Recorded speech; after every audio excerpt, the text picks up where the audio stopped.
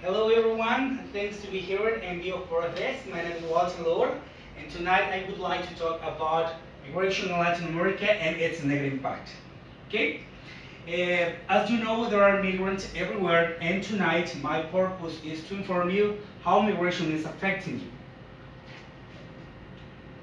Did you know 4.5 million of people have crossed the border of Colombia, Ecuador, and Peru, being the largest number of migratory movements in the last 20 years? This is a lot of people. And how to fully understand how migration is affecting you and those you love and the innocent people in our community, and how it will affect all of us increasingly in aspects such as food security, employment, and education opportunities, and establishing measures to protect and ensure the safety of our children and young women. Listen to my speech. Today and tonight, I want to tell you about the consequence of the movement of people known as migration. The consequences are overexploitation and the vulnerability of the human rights, unemployment, and family breakdowns. I want to talk about these three main points. And let's start with overexploitation and vulnerability of the human right.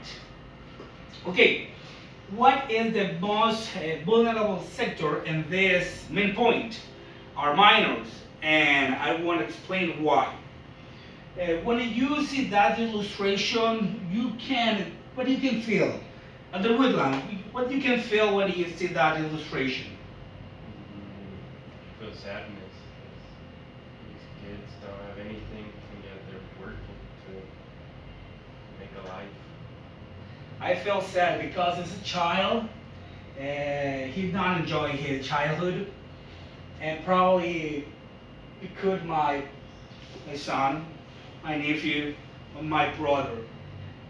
This illustration is the true reality in our world, in our society. Almost three children do not study because they are forced to participate in work and child labor without exception.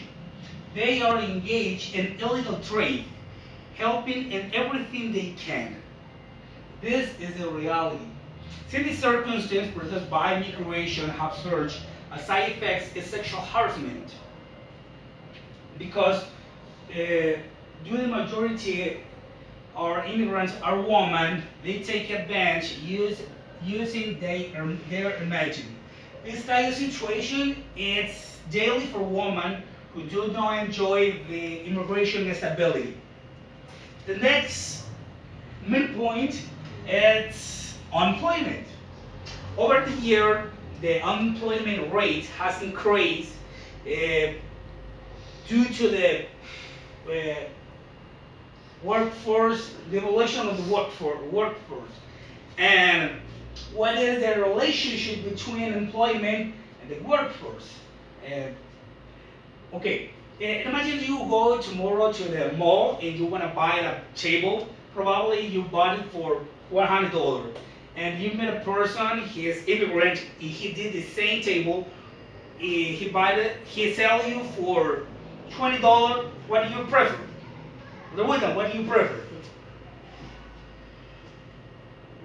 don't know. Probably going to a store and buying it there. That you wanna get it the cheaper Price, for a good price. But the problem is the people, the devaluation of the workforce is because that people low their, yeah, it's the workforce. It's most complicated. Okay. Okay.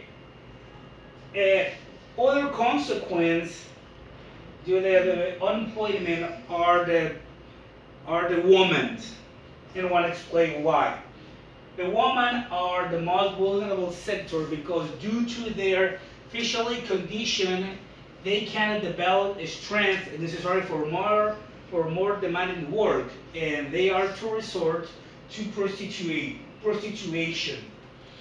And if you go to a construction, if you search a woman working there, you don't find it because in Latin America it doesn't exist. So I don't know, probably in USA or Europe, we can see that equality in the society. But here in Latin America, it doesn't happen. What is the reason why women are the most vulnerable sector in immigration? Okay, youth employing the people being trafficking, drug trafficking, we can say the illustration, eventually become organized crime organization. We can see that example in Mexico with drug cartels. Many people die every day because or due to the organized crime organization, because everything being with drug trafficking. Okay? Migration has directly contributed to this integration of the families.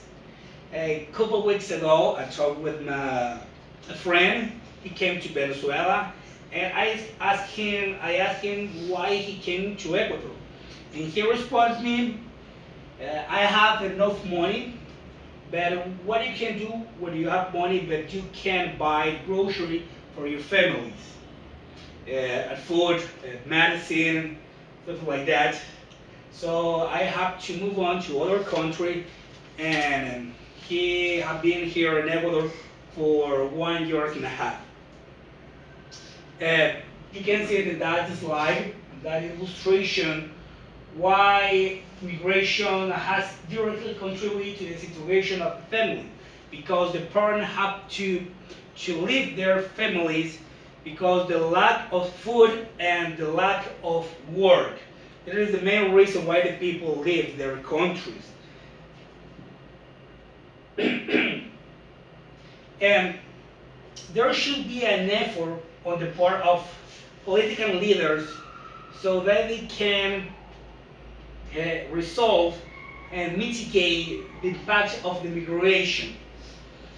And at the same time, we can ask ourselves this question: could be mine or could be you? So the next time when you look at an immigrant, you can ask yourself this question, because tomorrow we can be mine, or it could be you.